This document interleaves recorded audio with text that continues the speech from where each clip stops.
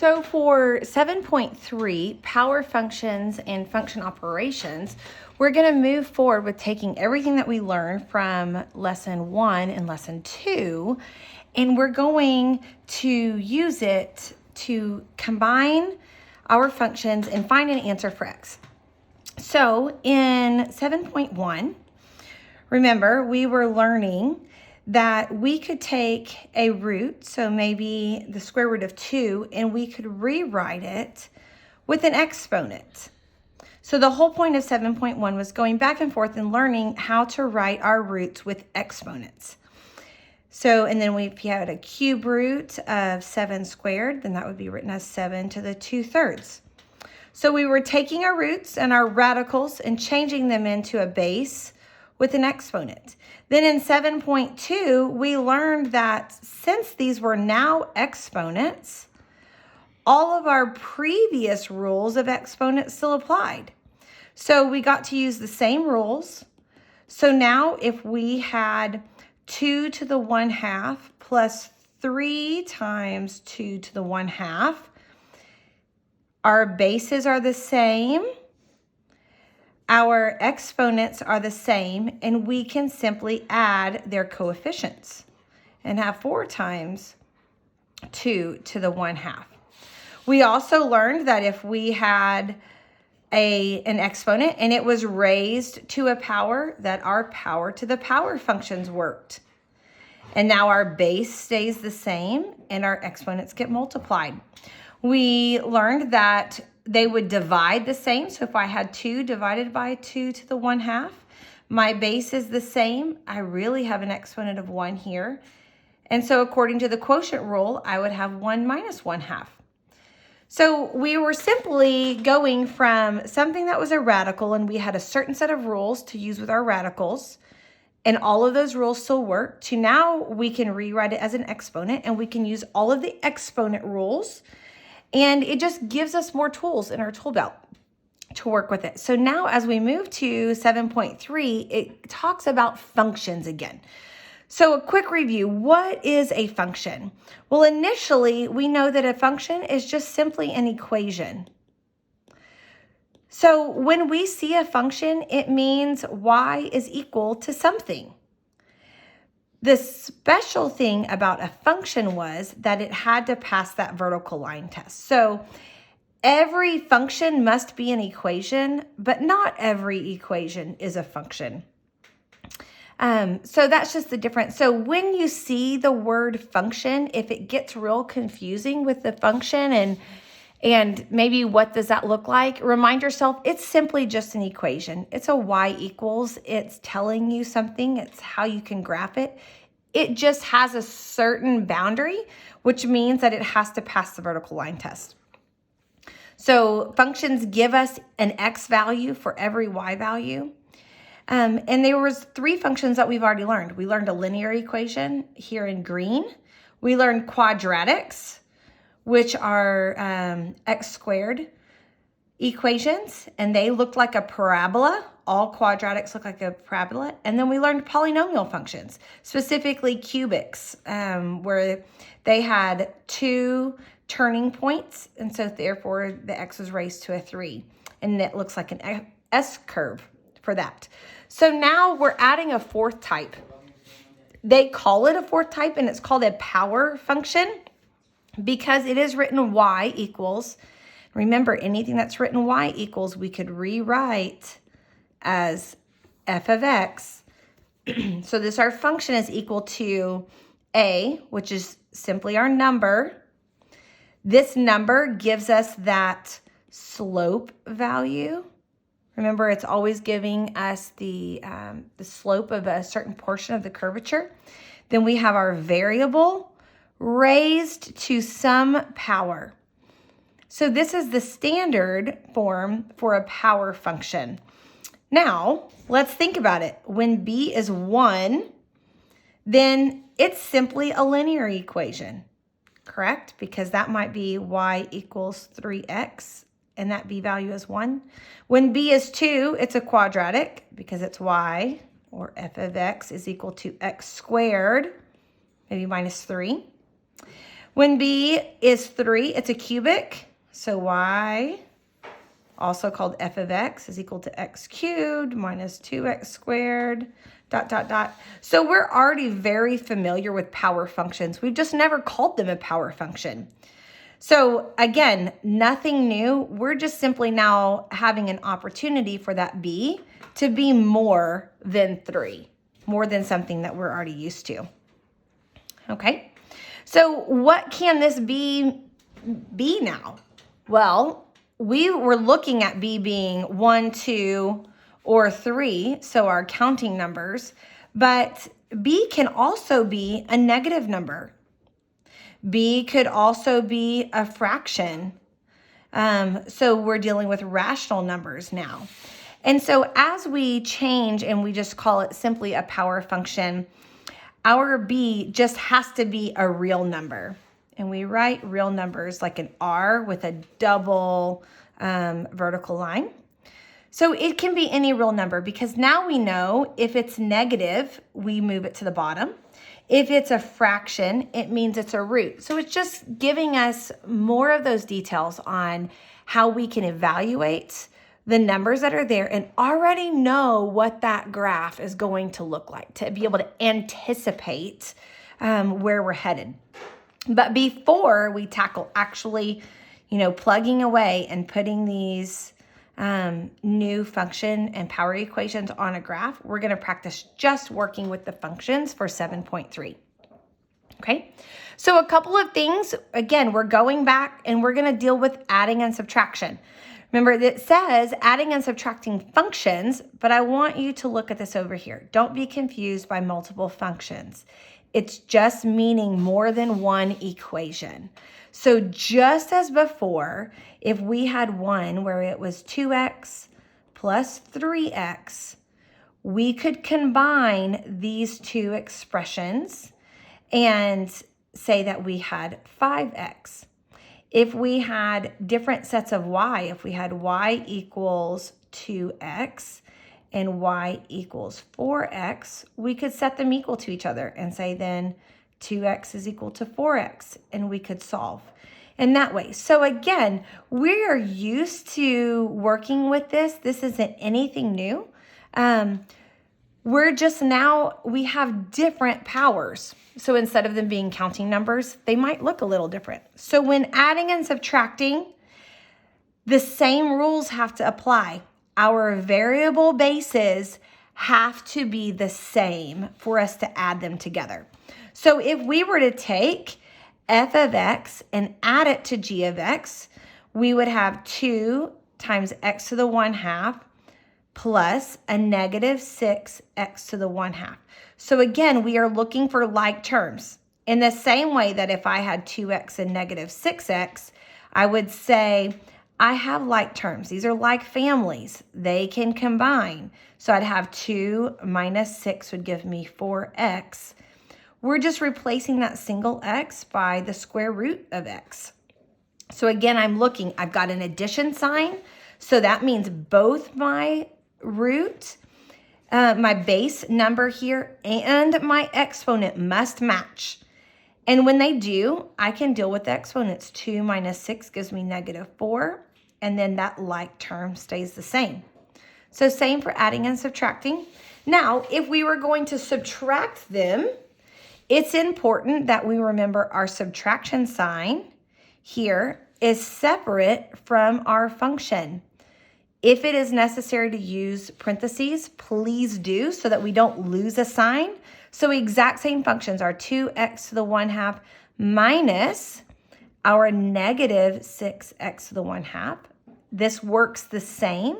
So 2 minuses make a plus. So we have our like term of x to the 1/2, our like term of x to the 1/2. So our coefficients can simply combine. 2 plus 6 gives us 8. Right? So for addition and subtraction, we are looking at our like terms and then dealing only with our coefficients. Now, for addition, you will notice that the order doesn't matter. I could have done g of x plus f of x and still got negative 6 plus 2 and got negative 4. Now, if I had switched these and done g of x minus f of x, I would have ended up with negative 6 x to the 1/2 minus 2 times x to the 1/2, and would have ended up with a negative 8 x to the 1/2. 6 minus 2 gives me negative 8. So you can see that order matters for subtraction, because that negative sign is affecting everything that comes after it. Okay, so if we moved on to multiplication and we did f of x times g of x, again, we're simply combining them. If I had 4x times 6x, I would deal with my numbers and do 4 times 6 equals 24. And then I would deal with my variables and say x times x equals x squared. So I would have 24x squared. So in the same way as we have these functions, we just have different exponents. So I've got 2x to the 1/2 times 6x to the 1/2. Again, we're going to look at our coefficients and combine them. 2 times negative 6 is negative 12. And then our variables get multiplied. So we have x to the 1/2 times x to the 1/2. So now we go back to our exponent rules. Our exponent rules say that when I have multiplication and my base is the same, I add my exponents. So in this case, I am adding 1/2 plus 1/2. Well, 1/2 plus 1/2 is 2/2, or simply 1. So my base stays as x, and my new exponent is a 1. There. So if you see, we're using all of our regular exponent rules, and now we just have those rational exponents or fractional exponents. So same thing for division. If I took my f function, which means my f equation, and I divide it by my g function, my g equation. So I've got 2x to the 1/2 divided by negative 6x to the 1/2. Again, we are going to work with our whole numbers first here. So I've got 2 over negative 6, which simplifies to 1 over 3, and it's negative. So that's my first part. And then secondly, I work with my variable portion. In this case, our variables, when we are dividing, the rule is the base has to stay the same. My base is x, and I subtract. So I've got 1/2 minus 1/2. When the bases are the same, we subtract our exponents, and 1/2 minus 1/2 gives me 0. I have x to the 0 power. We know that any variable raised to a 0 is simply the number 1. So I had this number 1 in place for that x value, which we don't really need to write. So our answer is simply negative 1/3 in that case. So as we are learning to just go back, same things we've done with regular variables raised to whole numbers. Now we just have an option of having some rational numbers with it. Let's refresh on our terms domain and range. Domain is simply all the x values of a function. So as I had a function, maybe a quadratic that looked like this, and it goes on into an infinity here, and for the x values, it's going to positive infinity. My x values here, it's going to negative infinity. And my y values are both going to positive infinity. We'll look at it and say the domain are all the x values. So if I was going to look at the graph and say, what x values does this graph hit or touch? I would say, well, if it's going to infinity and it's spreading out, it's going to hit all the real numbers, every single x value. So we call that all real numbers. Now, range means what are the y values that it touches? Well, if I look at this, it's going to have an answer for every y value greater than 0. And so we could say all real numbers greater than 0, greater than or equal to 0. So, or you could say all positive real numbers, or a lot of times they might say to positive infinity. So a couple of different options for that. So domain and range are simply explaining to the viewer, where does that graph actually go? Okay. Another thing that we know is that when we are performing operations on functions and we are combining them, so if we have that f of x plus g of x, our new domain and range are all of the values in both functions. And so if I have one function that is maybe part of a parabola, and I have another function that's part of another parabola, my new function, the domain and range, are everything that it is if it's combined, everything it is if it's subtracted, if you're taking out parts, if we're taking out sections, maybe we're taking out this section of it, and so it's only starting like that. So that is our new domain and range. If we're multiplying them, of x times g of x, wherever we would graph that, if that turned out to be maybe a line in that way.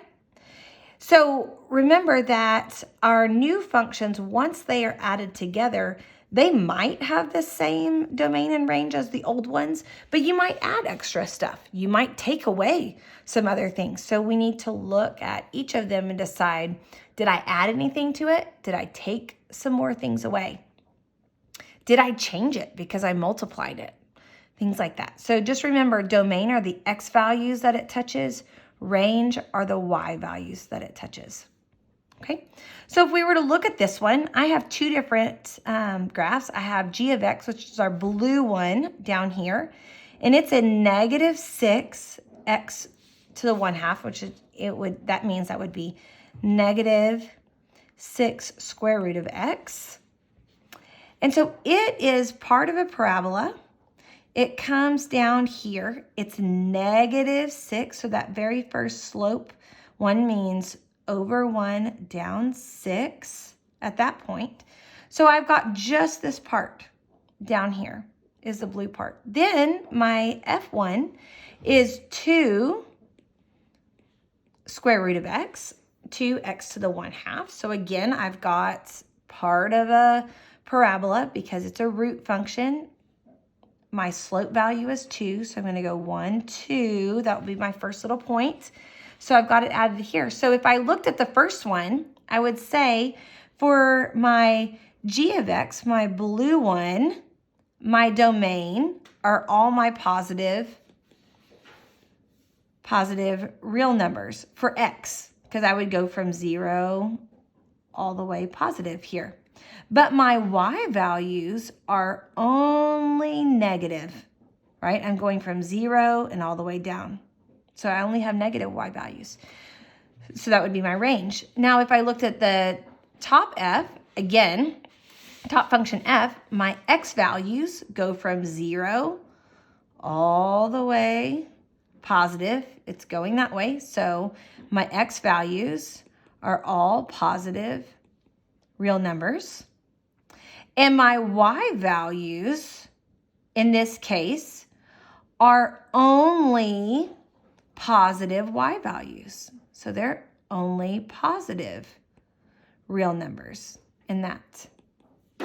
But when I combine them and I added them together, g of x plus f of x, I have this complete curve. So now my new domain, let's look at everything we have graphed, starts at 0 and goes all positive. So my new domain is the same. It's still all positive real numbers. But my range has changed because where the red one was only positive y's and the blue one was only negative y's, my new graph includes every y. And so I would say all real numbers for my new range. It includes both the positive and the negative ones. So that's how we can combine them, right? So quick review of the operations. When we're adding the functions together, the order doesn't matter. So f of x plus g of x is going to give you the same thing as g of x plus f of x, right? So two different functions. Remember, this is the commutative property. They can change places of addition. Okay, now with subtraction, order matters because we are subtracting a certain amount. And it matters if you're maybe subtracting 2 or if you're subtracting 4. So order is going to matter for for subtraction. So again, when we multiply, our f of x times g of x would be the same as g of x times f of x. So again, we've got that commutative property of multiplication. Doesn't matter what order it goes in. But when we divide, because division, remember, if our bases are the same, we're again dealing with subtraction. So because division deals with subtraction, and with subtraction order matters, division order also matters for division, okay? Something else about functions when we're dealing with functions is there's a term called composition, okay? So composite functions. Composite functions means putting one function inside of another function. And we did this before when we had some really simple functions, and we did f of g of x, which means that everywhere in the f1, you would place the entire g function. So again, like the subtraction and division, the order absolutely matters for our composition, for composite functions. And there's something special that we will learn when order doesn't matter, and it gives us the exact same answer both ways. So let's look at this example. If I have my f of x function in the black here, 3x to the negative 1, and I have my g of x is 2x minus 1, if I do f of g of x, everywhere in my f function, I'm going to place the entire g function. And so I've done it with colors, hopefully, so we can see that. So my f function would be 3x to the negative 1. So everywhere there was x here, I put the entire g function, 2x minus 1, was placed in there.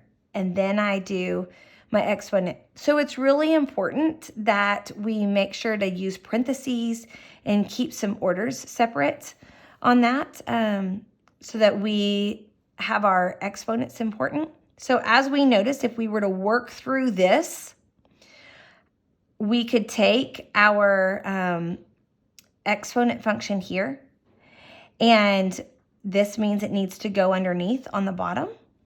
And so we're going to keep our 3 on top, this 3 times. And it means this entire function goes on the bottom, 2x minus 1. Remember, we changed sides in order to change the sign. Now, if we rearranged it and we did g of f of x, one thing to note is the function you do first is in the middle, and the function you do second is on the outside.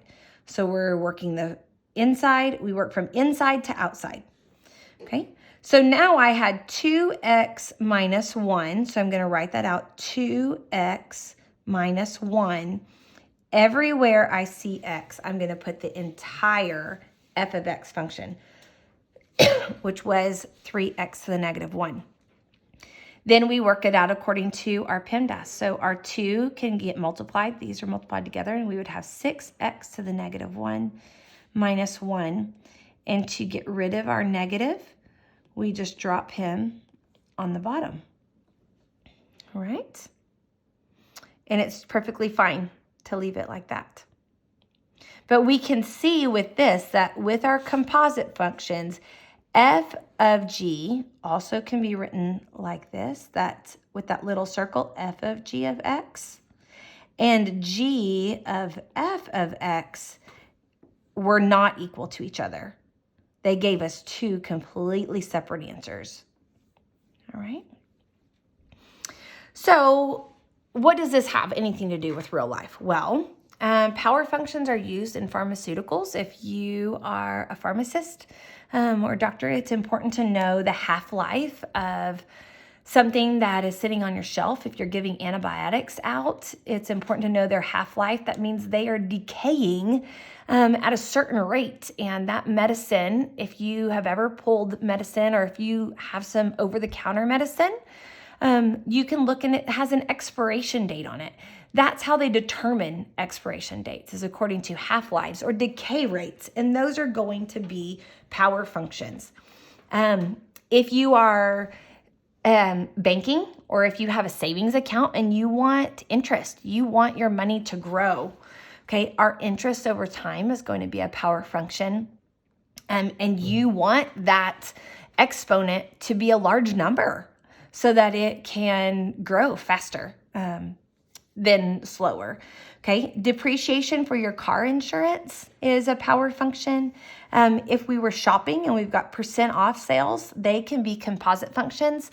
I love hitting a good sale, and then there's maybe an extra 20% off of what is already on sale. And so just in the store, I like to know and kind of figure out in my head really quick, like, how much am I really going to save? What is this really going to cost me? All of these are composite functions and our power functions together. Okay.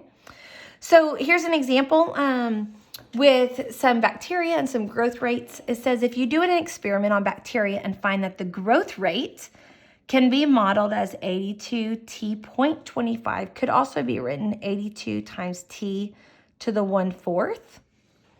And the death rate is 10.8 t to the 1/4, or 0.25. It says where t is listed in hours, it says find the number of bacteria living at a certain time.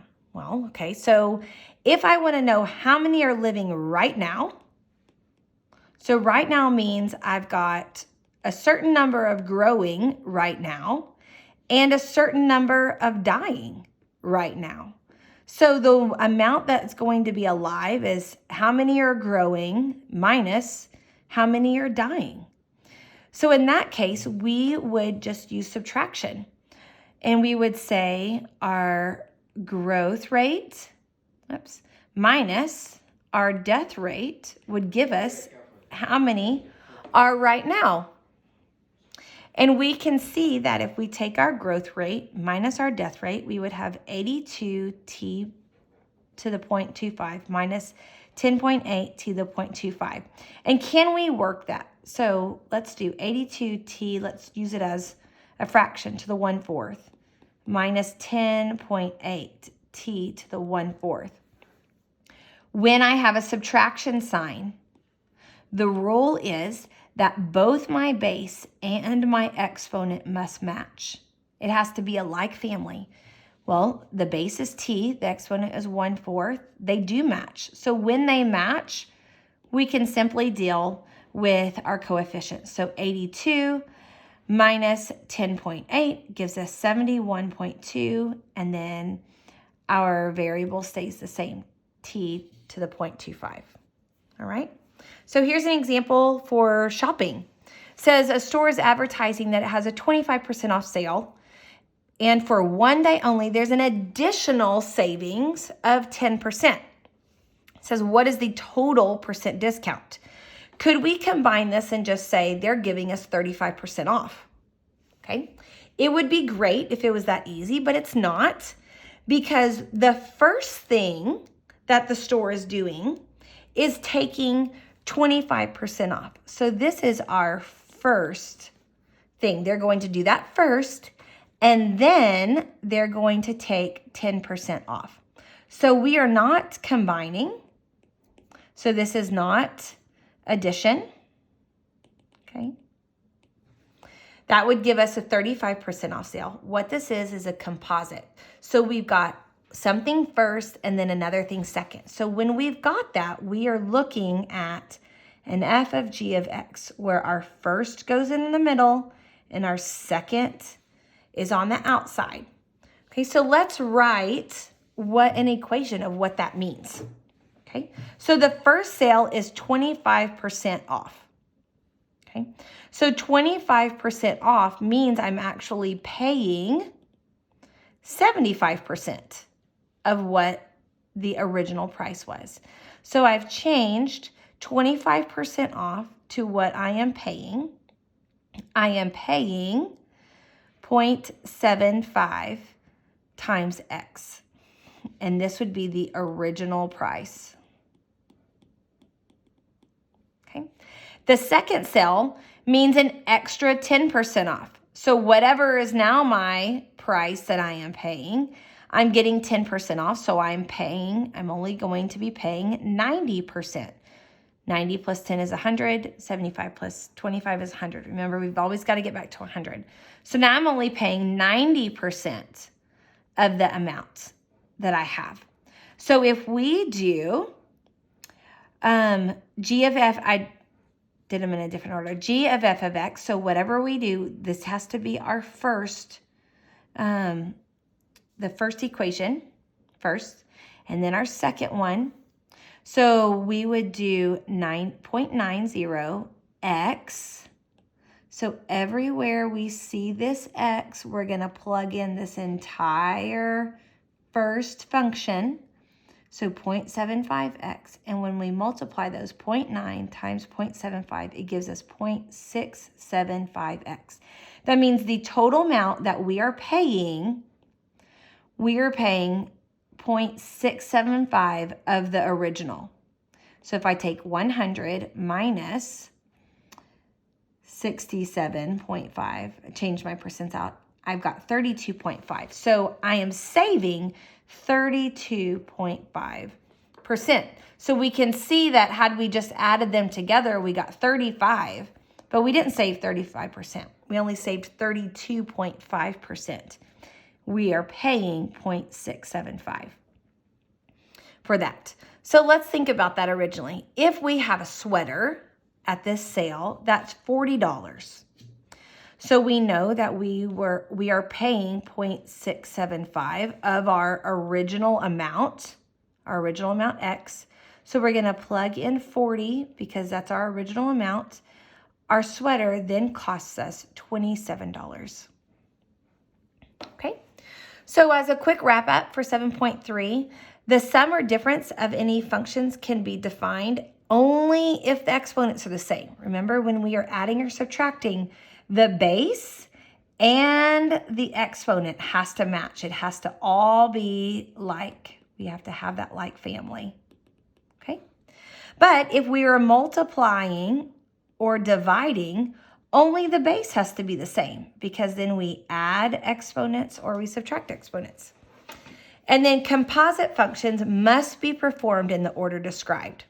So in this case, if I have f of x is x squared plus 2 and g of x is 3x, if I have f of g of x, that means I'm going to take my f value and I'm going to place my g everywhere I see x. So I would have 3x, the entire thing squared, plus 2.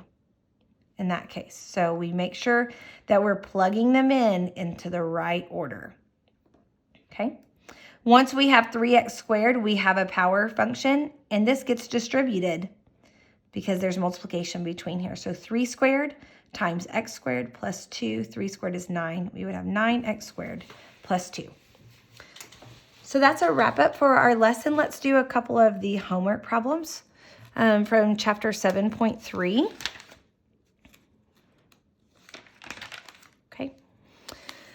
So 12 through 19 are giving you two different functions, and you're working with the exact same functions for all of these, all of the problems, 12 through 19. So we've got f of x and we've got g of x squared minus 4. So if we were looking at number 16, and it has f of x minus g of x, we're going to put f of x first, x squared minus 5x plus 8. That's that whole entire function minus our entire g of x function.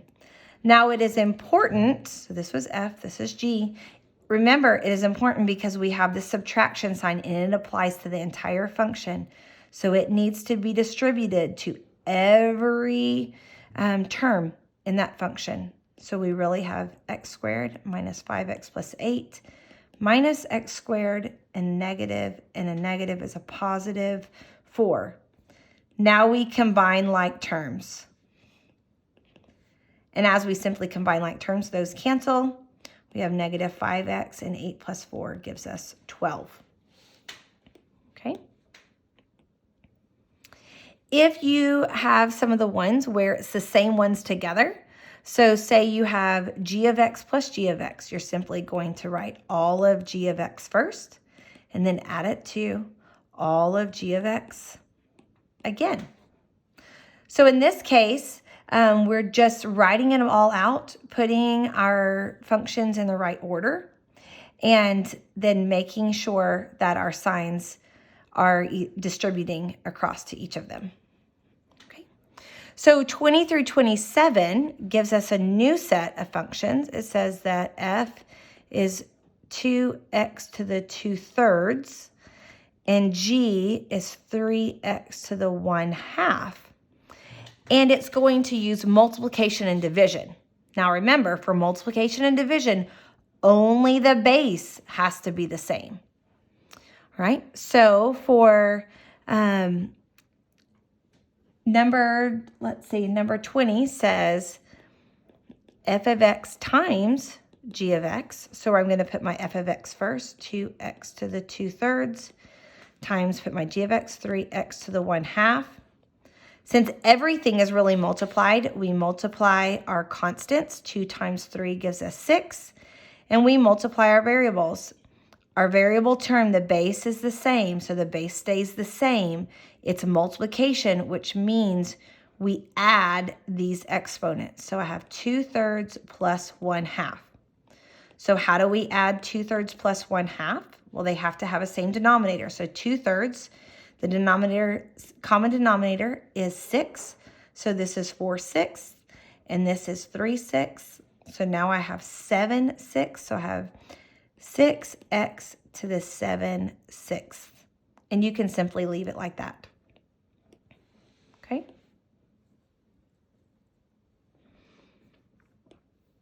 All right. So for composition, for 28 through 31, we have f of x equals 4x to the -5th. And g of x is x to the 3/4. Now remember, we could simply rewrite this as y equals, correct? In this case, it would be a different y, right? So we might have y1, y2, x to the 3/4. So don't forget that your f of x simply just means a y equals. And when we're calling it a function, it means that it passes the vertical line test. So there aren't any shared x values with two different y values. So that's the whole point of saying a function, is we're just defining it a little bit more. So if I have f of x and g of x, on 28, it says f of g of x. So we have our f value, which is 4, and then I've got this x to the -5th. Everywhere I have this x value, I'm going to put the entire g. So x to the 3/4 in that case. Now, we have a power raised to a power. So we get to use our exponent functions. A power to a power means we multiply them. So our 4 stays the same. Our base stays the same as x, and I'm multiplying. So I have 3/4 times -5, which is really -5/1. So I have -15/4. And you can leave your answer just like that. Okay. Typically, yes, we would simplify this, but for this part of your homework, I'm wanting you to just use your basic exponent rules. And so we're not going to worry about multiplying, getting rid of the negative, rationalizing denominators, things like that. So just simply leave it as your first exponent value. right?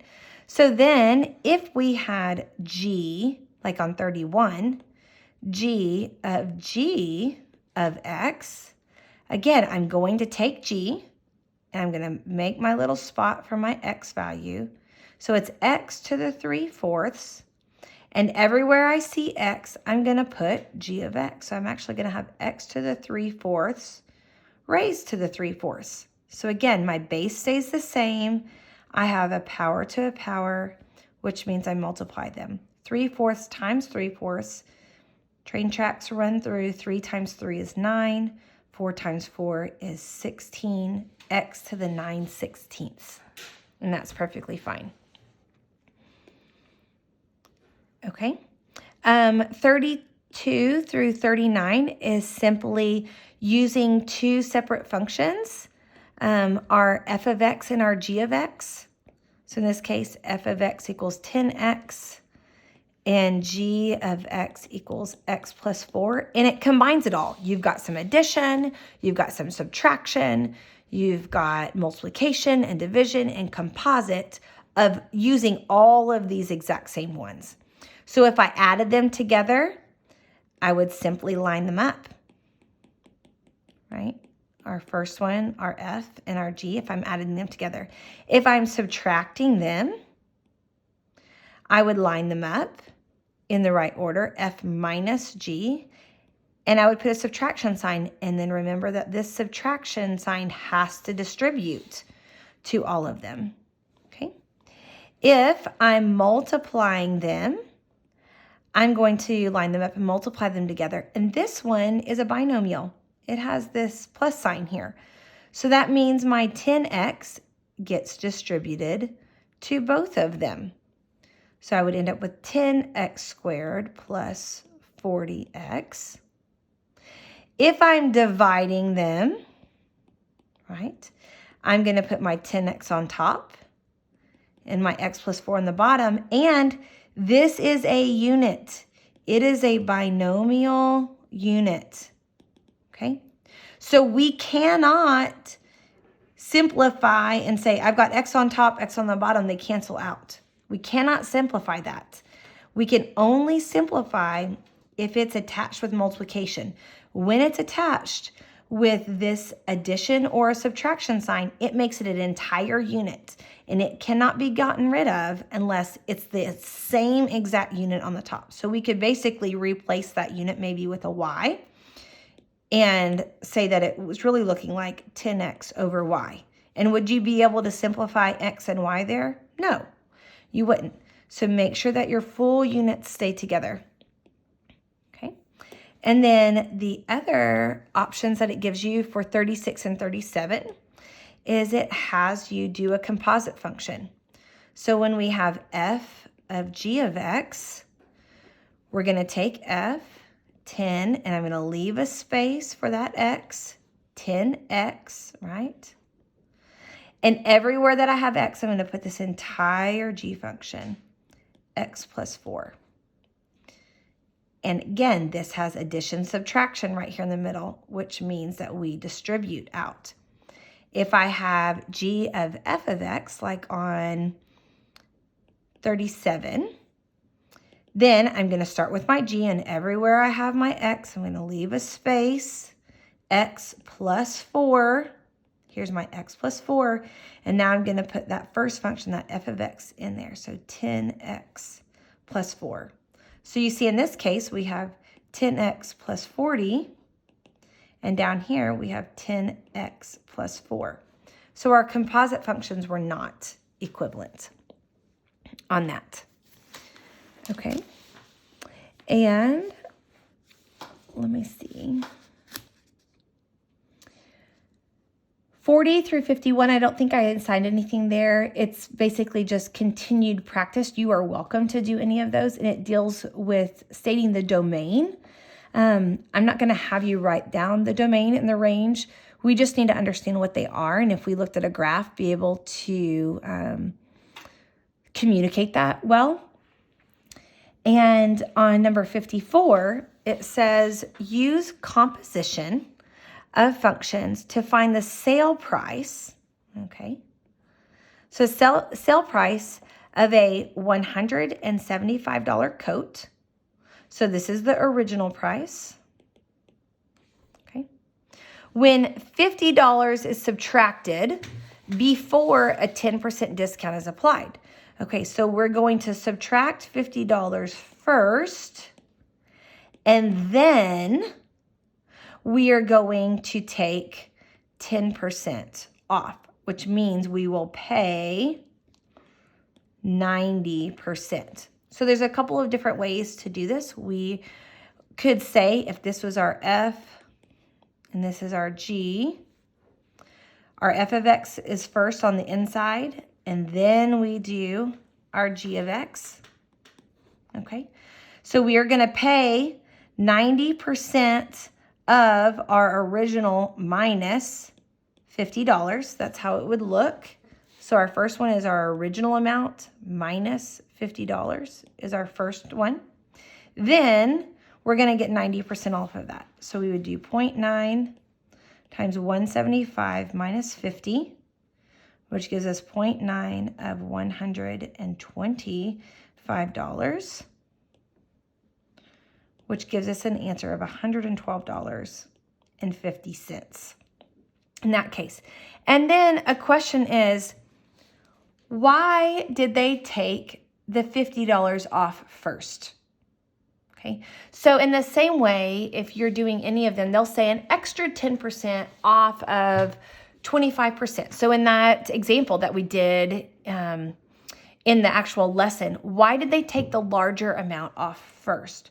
Well, anytime we are paying a percent of an amount, we want the amount, or stores want the amount that you're paying the percent of to be as low as possible, right? So because these are direct functions, so 0.9x, if I'm looking at a y, this is a direct relationship.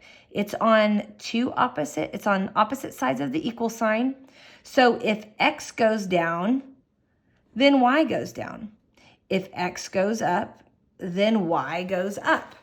So they're wanting to take off the least amount, which means they're going to make this x value as small as possible, because a 10%, let's look at it, a 10% discount off of the original means they take off $17.50. So we save that much. However, a 10%, if they take off the 50 first, and it's only $125, then we only save $12.50. And so the store has saved $5 in that discount because they took the $50 off first. So that's just an example. You'll always see they want to take off, they'll take everything out first and make it lower, and then take our extra percent. So that's some homework for 7.3 and a wrap up of how we combine our different power functions and equations.